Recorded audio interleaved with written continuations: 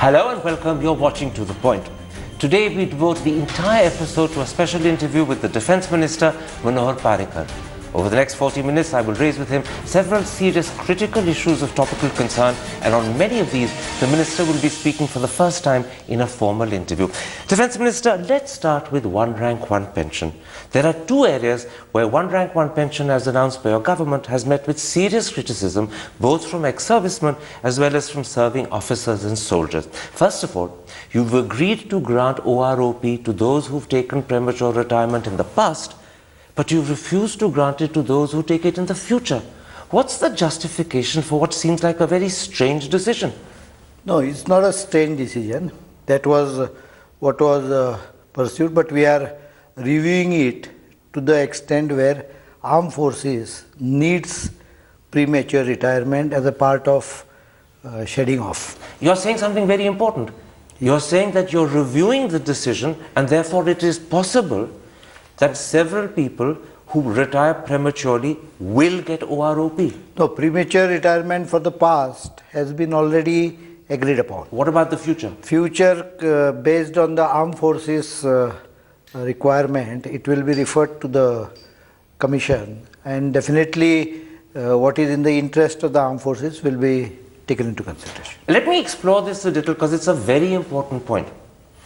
In November, Lieutenant General Saeed Atta Hasnain, the former commander of 15th Corps in Srinagar, wrote that 45% of colonels do not get promoted further after 18 years of service, which means that if you assume that they were commissioned at the age of 22, they would still have 14 years of service before they reach retirement age at 54.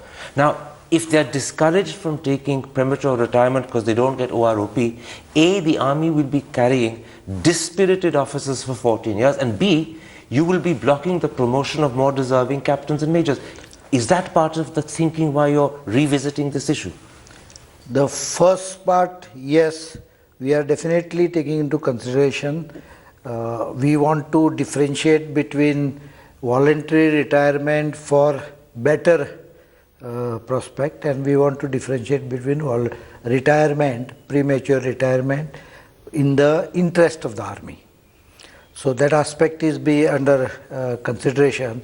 As far as the second part is concerned, I don't think that is relevant, because the promotions up to Lieutenant Colonel is an automatic but promotions beyond Lieutenant Colonel are not, and if Lieutenant Colonels don't retire and have to stay on when they're dispirited, then you're blocking majors and captains who are more deserving. No, I don't think, because the promotion policy, a person can be till Lieutenant Colonel. But beyond is not. And if Lieutenant Colonels are blocking it, then those people can't go up. No, they come up to Lieutenant Colonel. A person who is considered for promotion, the opportunity is 3 times, and after that he doesn't get promoted. So peeling off effect, where is in the interest of army's requirement, will be taken into consideration. If I understand correctly, you're dividing or categorizing people who take voluntary retirement into one or maybe 2 separate categories. Firstly, it is those who take premature retirement because they have better opportunities elsewhere. They won't get OROP. Have I understood correctly? If that condition comes, and we can properly define it, it's a retirement for his own better prospect, and that need not come after rejection only. That could come even before rejection. Quite right. So that is a category which you are trying to exclude from OROP. Yes. There are 2 other categories of people who take premature retirement. Firstly, it's those who get superseded, and secondly, it's those who are declared medically unfit. Will both of those qualify for OROP? So that aspect is under consideration, and we are referring with the proper explanation on it to the committee which has been set up, so that army's requirement and to keep the army without any excessive load will be taken into consideration. You've referred this to the Judicial Commission that you set up. Why did you not take the decision yourself when you could have? It has a basic concept of understanding who is going out for his own benefit and who is required to be retired in the interest of the army. That I understand, but why did you not take the decision yourself? Why refer it to a commission you set up? Committee, because we will put up all the details, we'll take their feedback, we'll take the feedback from the army and from other sources. Now, if I understand correctly, this judicial commission has 6 months, so I take it that this decision will be known within 6 months. It should be, obviously. It should be. By mentioning it in this interview, are you actually giving a clear indication to both the Army, Navy and Air Force as well as ex-servicemen that this is likely to happen? This aspect is under consideration. We understand the problem which might come in the interest of, I'm talking about premature retirement, sure, which is required by the for army. The forces. This is likely. Benefit of the, yes, this is likely. It is likely to be considered. It is likely to happen. A second major criticism about OROP as implemented by your government is over the issue of equalization. The ex-servicemen are demanding that equalization should happen every year. You've said it will happen every 5 years. The ex-servicemen say this means you've given one rank, one pension in the first year, but one rank, multiple pensions in the next 4. And they say this is not what the BJP promised in its manifesto. It's not what Mr. Modi has repeatedly been promising. I don't think the quotes from BJP manifesto is a correct description of it. Deciding it to be done after 5 years was a part of Koshari committee. Point 6.4 in Koshari committee, Army headquarters had very clearly indicated because of difficulties of doing it annually, Minister, 5 years could be a solution. I completely accept that the Koshari committee in paragraph 6.4 said once every 5 years was adequate, but the Koshari committee didn't say that people who take voluntary retirement should be excluded. So if you want to fulfill the Koshari committee, you should do it fully. You brought in something new and you've left out something else. No, something new, as I said, will be addressed. But what about equalization? Will you stick to once every 5 years? See, let us be very logical. In a 10 years pay commission, theoretically, the pensions doesn't vary. That's why even in this particular matter, when we calculated, when I asked the Army pay scale to calculate, the incremental value annually would be very fractional. Absolutely. In fact, General Qadian, the chairman of the Indian Ex-Servicemen's Movement, and you know him well, you've met him frequently, has gone on record on my programs to say that the cost of annual equalization is just 93 crore. The sum is so small. May not be 93 crores, but it's very small. And as I said, the committee has been set up. If this could be, whether it is feasible to do it every year, would have to be referred to the committee. Will you be referring this to the committee? No, I am asking many of the, in fact, I am going to hold a meeting of many associations in near future, so that they can make proper cases for reference to the... So in this instance, you're going to ask... We have no objection in referring anything and everything to the committee if someone has a grievance. But there's one difference. In the case of PMR, you're referring it yourself to the committee. Yes. In the case of equalization, you're going to ask ex-servicemen's unions to refer it to the committee. They have grievance over it. We will refer it to the committee whether it is feasible. There are two aspects to it. Feasibility and cost. Cost is, I don't think, is a big issue. The main important issue lies in feasibility of doing it every year. Major General Sadhbir Singh has said that there is in fact Canadian software that can do it very easily. Assuming he's correct, there is no problem on feasibility. I don't know whether he is correct, but it took me 2 months to get these tables out. And that too, putting my full department on the job. So you think in fact it may not be feasible? That is the reason why in 6.4 in Koshari, the Army headquarters has expressed its views very clearly. There is a compromise solution that has been suggested by General Malik, former Army Chief, who's frequently acted as an intermediary between the government and the ex-servicemen. He says that maybe you should agree to a compromise on equalization and do it once every 2 or 3 years rather than 5. The very argument of that 5 years, 5 pension gets debunked with 2 years theory. But he's suggesting a compromise so that there is whether it's 5 years samjhauta. or it is 2 years, is only an adjustment to satisfy. In fact, the ex-servicemen whom you referred to, Sadhbir Singh, they themselves almost agreed for 2 years. That's right. And probably they would have agreed even for 3 years, I'm not sure, but might have. But what is important, if you take the principle of that strictly, it should happen every day. Every year.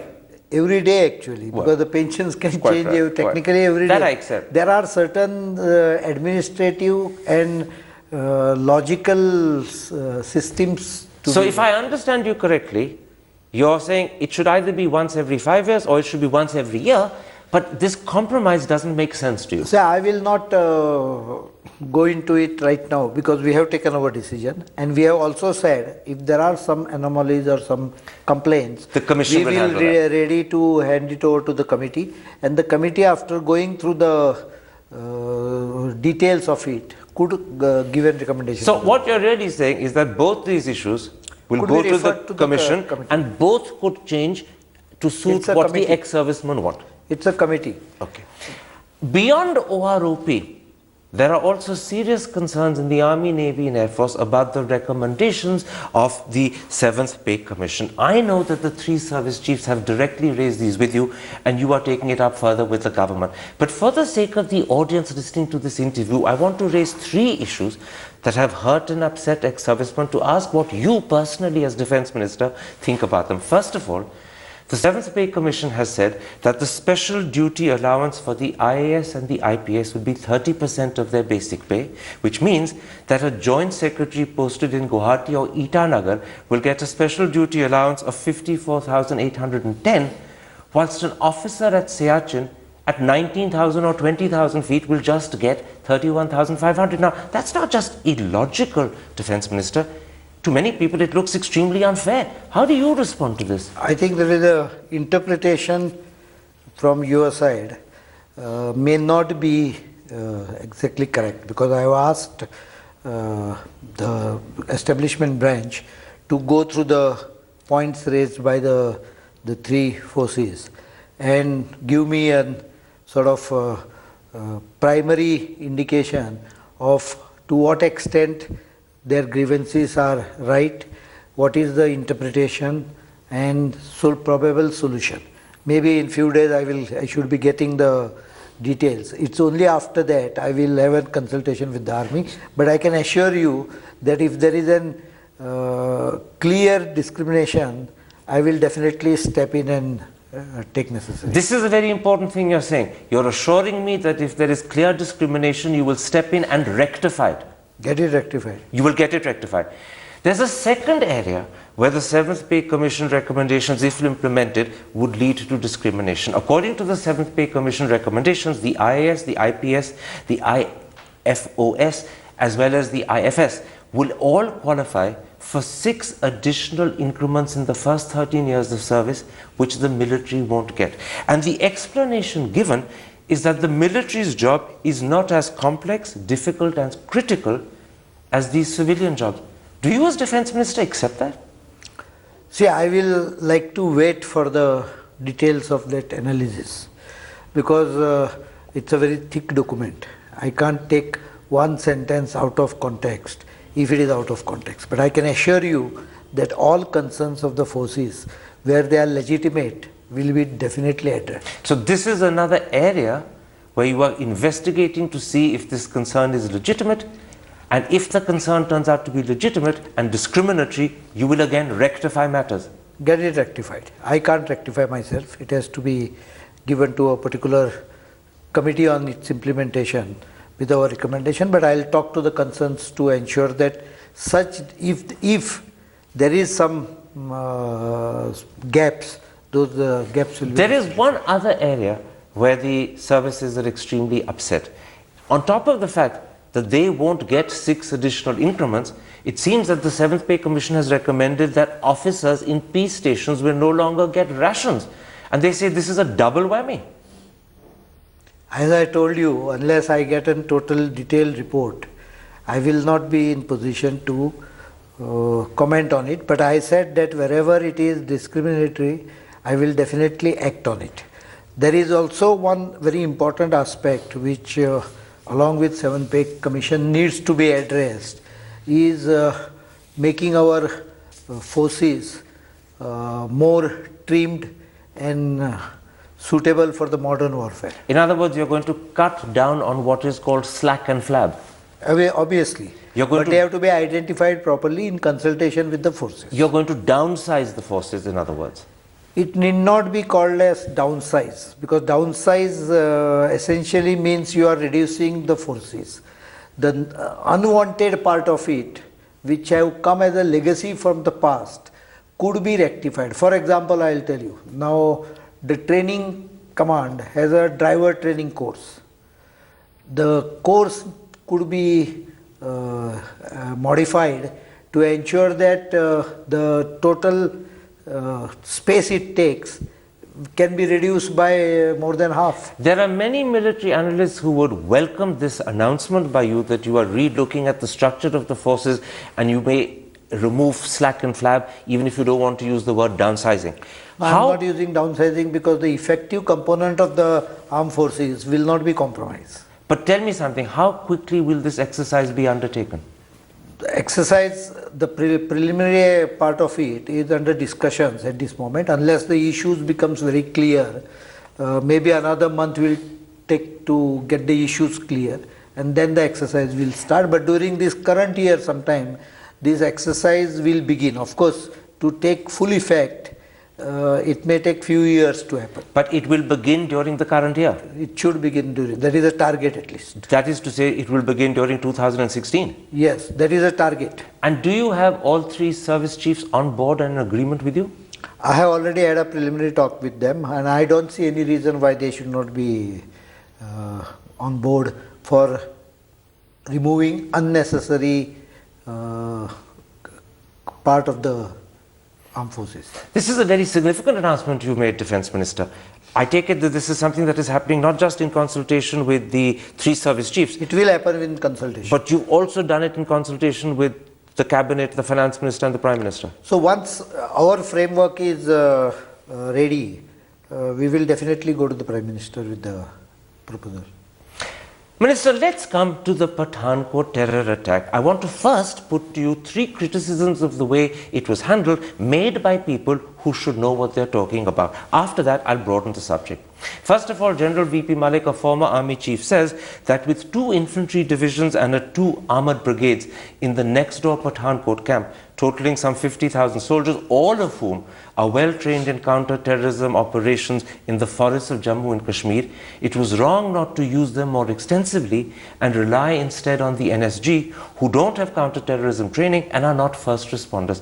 How do you reply and respond to General Malik's criticism? Perception by General Malik, I respect his views, is based on not the standing instruction on the day. I think there are aspects why NSG was moved. It's a totally correct decision. Secondly, it's not correct to say that Army was not involved. Army Special Forces were involved. Secondly, the identification of Pathankot or whether the attack would happen on Tibri, which is the army camp, was not that clear right in the beginning. So NSG was moved in because Pathankot base has more than 3,000 families also staying there. Except for the fact that the NSG A is not trained for counter-terrorism, B, they have no experience of operating in sprawling bases, and the Pathankot air base is a huge base. And the army, on the other hand, with 50,000 soldiers, could have easily... I don't think the number is 50,000. It's pretty close to that. Could have easily spared a large number. It's more like 15,000, 10 to 15. They could have easily spared a large number of soldiers, and B, they are actually trained for what you're wanting to do, counter-terrorism. See, there were 2 aspects to it. One, we had to secure the critical assets, and there were quite quantum of it. So quite a bit of your forces were engaged in that.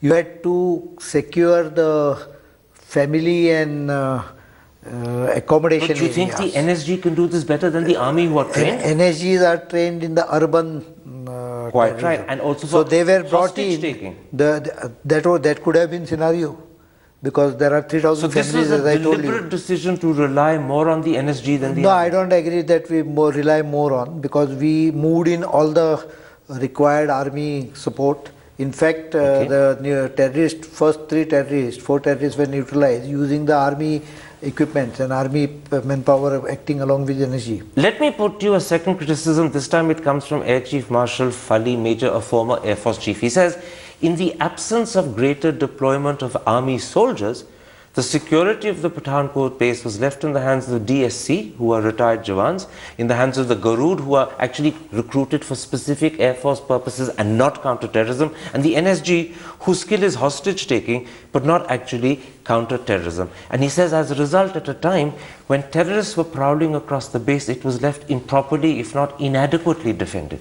First of all, the third aspect of it is not correctly assessed. We have managed to corner the terrorist in a small area of around 250 meters by 250 meters.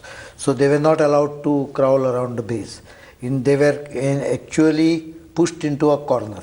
Secondly, use of army was done and in substantial number. Whereas NSG were hardly 300, 400, the army used there was more than 1,000. So you disagree with both General Malik and Air Chief Marshal Fali Major. Their criticisms, you're saying, is wrong. No, their criticism or their observation is based on the information available to them through the media. Which was inadequate. Which was inadequate, and we can't give all this operational information. One last criticism made this time by a whole range of officers. It seems that during the critical operation, you changed commanders or heads of the operation at least 3 times. It began with Brigadier Anupinder Singh Belvi, it then became Major General Dushyant Singh, and finally it became Air Marshal S.B. Deo. Was it wise to keep changing the commanding officer? No, I think Air Marshal Deo was shifted there because he is a part of the Air Force. In regards to other 2 issues, I think as it is required by the local people who are command, who is handling the matter, it's left to them. It was not done from the headquarters, or it was not done from the... So in other words, the local commanders were the ones who were taking the decisions, and that obviously, they were given the full freedom. But what about this impression that everyone has that the commander kept changing? Impression partly was created, maybe because we were not in position to give the information. As we realized that during even Bombay operation 2611, information given to the media was used by the terrorists. So we didn't want to give detailed information while the operation was going on. These informations have been given. In other words, you deliberately allowed a misleading impression to continue because you wanted details kept from the terrorists. I will support that view all the time. We cannot give information about a counter-terrorism operation until the operation is over. Let's come to 2 other concerns, and this time they have been expressed very openly in the media. To begin with, are you worried by the fact that although the Pathankot base had something like 24 hours advance notice, and although it has a 10-foot wall with 2 feet of concertina wire on top, terrorists with AK-47s, under-barrel grenade launchers, and perhaps as many as 50 kilograms of bullets not only entered undetected, but were able to hide undetected for 24 hours before they launched their attack? Doesn't that suggest security at the Pathankot base was poor? I would put it like this. Security audits are required for such issues. We have conducted them now. We have carried out extensive exercise of security audit. We are in the process of identifying weak areas, because ultimately strength of security is based on the weakest link and not on your strength. Pathankot, particularly this area, the security concern were because there are trees close to the compound wall, just outside the compound wall, in large numbers. You can't allow such a situation because you can climb on a tree and just jump across, cut the wire and jump across. But then what you're suggesting is that a lot of things that could have been done and should have been done to make Pathankot more secure hadn't been done because someone hadn't thought about them. Probably there was no arrangement to carry out what I call as security audit. Now we are putting that in place. We have put up a team in place which will generally move around, identify issues. And I don't believe that numbers satisfy security. It's a mindset. We have to make people sensitive to security. In other words, you have to educate them. Absolutely. And that is a process that in a sense should have been done earlier, but now it's being done. It should have been be part of the SOP, but it unluckily did not have that high priority. Therefore, this is a process of rectification happening now. There are 2 issues to it: actual improvement of security and sensitizing people about understanding the need of security. Let me come to something else that's been in the papers. Papers like the Times of India have said that there are 4 reasons for believing that the terrorists may have had some element of inside help from inside the base. First, it seems that the concertina wire was cut in a way that suggests it was cut from the inside. Secondly, the lights in that area weren't functioning. Thirdly, it was on a part of the road where patrolling is either irregular or infrequent. And finally, it seems that the terrorists very easily found a good hiding place between the outside wall and a high embankment which surrounds the firing range. Now, are these 4 just coincidences and good luck? Or do they suggest that there was some level of help? Even the bases are required to be visited by a lot of outsiders. Like for example, whatever construction work goes in, MES hires laborers, and on many occasions it's not possible to get total security clearance for everyone. In fact, after this incident, there has been cases where we have handed over such type of suspicious people to the police. But was there an inside level of help that the terrorists were getting? Inside matlab, if you are referring to inside from the Air Force people, I don't think. But inside there from could civilians? be a person who have worked inside as a laborer or disguised as a laborer along with the contract laborers. There are so many contract laborers work. So it could be that contract labor who have worked inside or someone disguised as contract labor actually did assist the terrorists. Possibly, that could be possibility, and I will find out the truth about it. This is something. But about cutting the wires from inside, I don't think there is no need, because there was a tree, 3 trees close to that wall, which they could use to jump. Just used to climb and cut the trees from. It's now 6 weeks and a little bit more since the Pathankot terror attack happened. I want to ask you how you evaluate Pakistan's response. Are you satisfied? Or are you dismayed and dissatisfied, A, by the lack of progress, and B, by the delay it's taking? I'll not comment much on that, but I will say only one thing, that these kind of aspects, you should not expect others to act unless they show the proof of action. Reports from Reuters suggest that in fact Pakistan has not been able to find evidence to connect the Pathankot attack to Masood Azhar. The Pakistani newspaper Express Tribune says this has been formally communicated to India with a request for more evidence. Is that accurate? That aspect will be handled by the PMO and MEA. Our Defence Minister doesn't come into picture, but I can only say that if someone pretends to fall asleep, it's very difficult to find out. Such matters will have to be calibrated based on that. You're saying that the Pakistanis are pretending to fall asleep rather than act? Government of India has been continuously giving evidence of so many things. If someone is serious, he can definitely act. There are also reports that the Pakistanis say that the phone numbers that you've given them, the mobile phone numbers, A, turn out to be unregistered, and B, they were issued to fake identities, and therefore they can't take the investigation in Pakistan further. How do you respond to that? That's exactly the reason. The fake identity without registration indicates some connivance from someone. And therefore this is grounds to investigate further rather than refuse to investigate. You have to investigate and find out who gave numbers which are not registered. Now, I believe the Pakistanis have formally requested permission to send a special investigation team to India. Will you permit and accept such a team? I am not aware of such request, but as far as air bases and defence installations are concerned, no one can enter them without permission from the Ministry of Defence. Will you grant permission for a Pakistani SIT? Obviously, no, the question doesn't arise. I have made it very clear. Whatever they need information could be provided by our NIA or through the MEA. The incident has happened here, and we will investigate whatever has happened here. What we are asking them to investigate is the role of their people in their country. What about something else? Will the Pakistani SIT, if it comes to India, be permitted to visit Pathankot, but not the airbase? I will not prefer to answer a very pre-assumptive question. The problem is this, that if Pakistan sends an SIT and we then don't give them access to even Pathankot, the city, they will say we didn't cooperate. I made it clear that what happened in India is for Indian NIA to investigate. What in Pakistan is based on information given by us. They should act on their side. One other thing, it's to do with, do we know how many terrorists there were? The Director General of the NSG in an interview to The Hindu has said that he's convinced there were 6. 2, he says, died when the airman's billet was blown up and he believes they were probably loaders.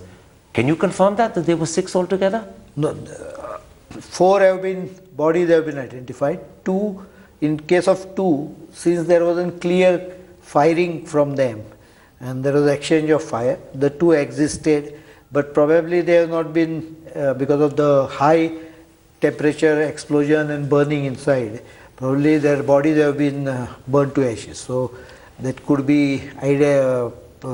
It will have to be done through DNA testing. That exercise. But you are reasonably confident that there were 2 more? Reasonably, the figure appears to be 6. 6. 2 of whose bodies were completely destroyed, and we have to now identify them through DNA or other processes. Yes. Defence Minister, let's take a break at that point. When I come back, I want to talk to you about the evidence David Headley has been giving in Mumbai and how you intend to take it further and how you respond to what he's revealed. And I also want to talk to you about the Rafale deal and find out exactly where things stand. Welcome back. You're watching To The Point and an exclusive interview with the Defence Minister, Manohar Parrikar. Minister, let's come to the evidence David Headley has been giving to a court in Mumbai. India is convinced that he's given evidence that directly incriminates Zakir Rahman Lakhvi. Unfortunately, this won't count as evidence unless Headley deposes to a Pakistani court. So first of all, will the Indian government now put pressure on Pakistan to get Headley to depose to the court in Islamabad where Lakhvi and 6 others are being tried? Will you take that step? I told you already, if someone wants, they can take all this on the record. Headley's statement has been not today's. They were of the 12 in 2012, and they have been very clearly indicating the role of Irshan Jan and all. Right on those earlier statements. So in other words, you're saying it's up to Pakistan to get him to depose. India won't advise it, suggest it or leave aside, put pressure for it. We could advise, but that ultimately depends on them, how, because whatever evidence we have given are adequate. These are only supporting evidences. Except for the fact that unless he deposes in a Pakistani court, it won't become evidence for Pakistan. That's why I'm saying, will you give that advice that they should take the step? If you ask me, I would say that if they are interested in really finding out the culprit, they should take. There's something else that you could do also. Pakistan in December 2014 set up a whole set of military courts. They changed their constitution to do so, and the Supreme Court in August last year ratified it. Those military courts in the last 1 year have convicted several Pakistani terrorists. Secondly, those courts have permission to transfer and accept old cases. And thirdly, those courts can also try Pakistanis who are involved in terror abroad. Will you say to the Pakistan government, shift the Lakhvi case to a military court? I will put up your recommendation to the Government of India, MEA. They have to take it up. I can't take it up. But I'll say that Pakistan has a very strange formula of bad terrorist and good terrorist. But you will actually formally say to the MEA that this is a suggestion they should put to Pakistan? They are aware of it. They're aware of it. Are they going to do it or are they just thinking about it? I can't answer for that. One more issue. What do you make of what David Headley has revealed about the ISI? First of all, he says he was working for the ISI. Then he says Brigadier Reyaz was Lakhvi's handler in the ISI. Thirdly, he says a Major Iqbal gave him $25,000, asked him to collect military intelligence in India and to recruit Indian army officers or Jawans as spies. And finally, Major Iqbal was one of the people to whom this gentleman made available photographs and reconnaissance videos of Mumbai. Is this, in your eyes, proof that ISI was directly connected to 2611 and Pakistan's claim that it's only non-state actors is false? First of all this falls within the ambit of Home Ministry. It doesn't come under defense.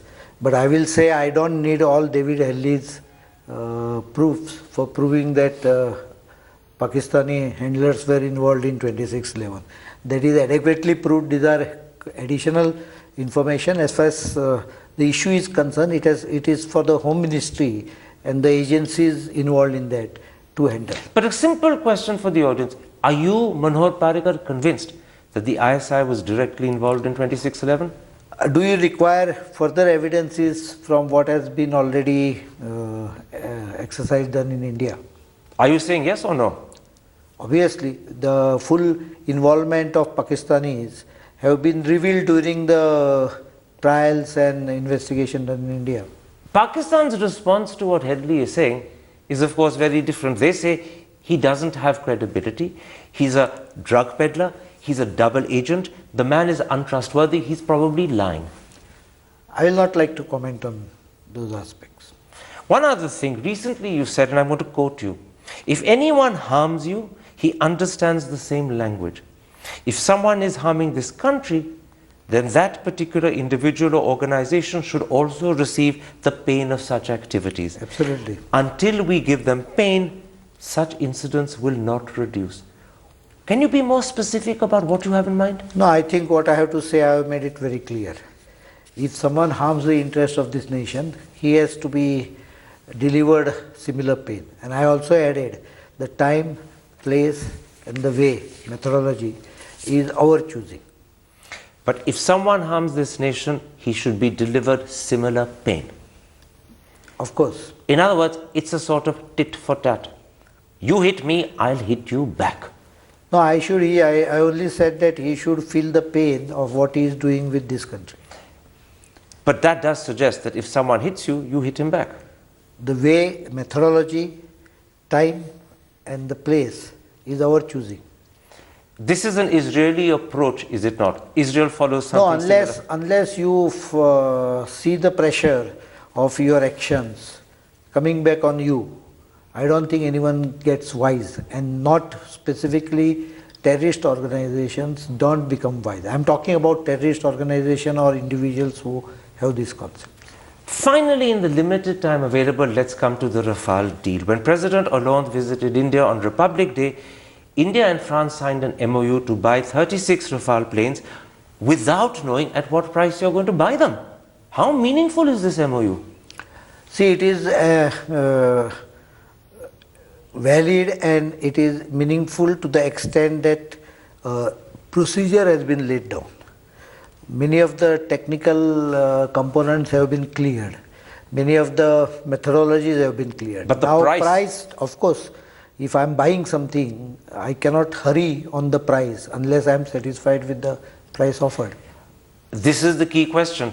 When he was asked, President Hollande said there would be agreement on price in a couple of days. Those were his exact couple words. of days. He actually said a couple of days. I'm not aware.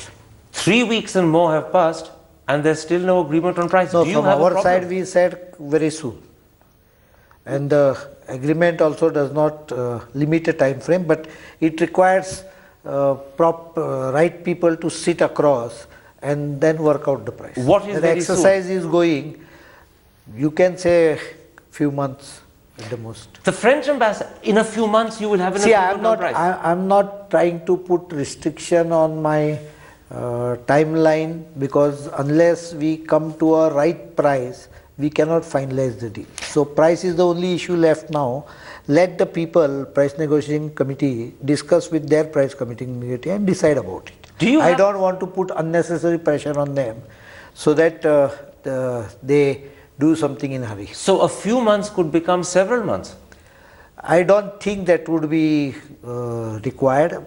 You have always a judgment on approximations.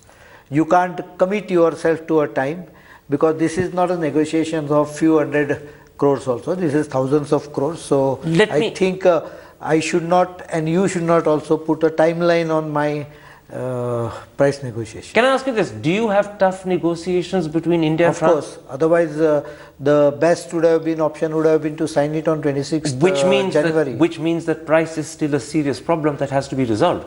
Price is the problem which has to be resolved, because unless I get right price, I cannot sign. But we have resolved all other issues, because there were terms of guarantees, there were terms of supplies, there were terms of how it will be done, maintenance philosophy. You said, unless I get the right price, I cannot sign. Is there a chance that you won't get the right price and therefore won't sign? See, I don't go into a negotiation with pessimistic view. You're hopeful of success? Optimistic on success. Two quick questions. Both the countries want the success. So the French ambassador, in an interview to me immediately after the French president left, said that there's agreement over offsets.